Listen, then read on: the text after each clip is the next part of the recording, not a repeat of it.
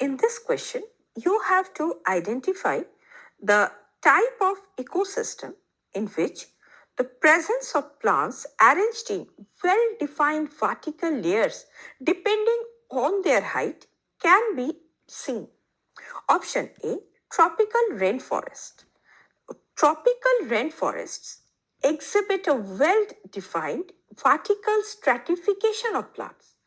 And these layers include the emergent layer, the canopy, understory, and the forest floor, with each layer supporting distinct plant and animal life.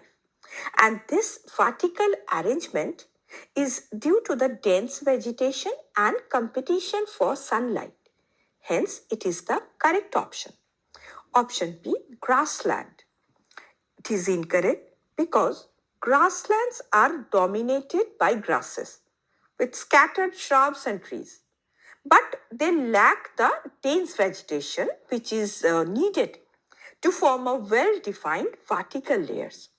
Option C, temperate forest. It is also incorrect because temperate forests have some stratification such as canopy and understory, but the layers are not very well defined or diverse as in the tropical rainforests. Option D, tropical savanna.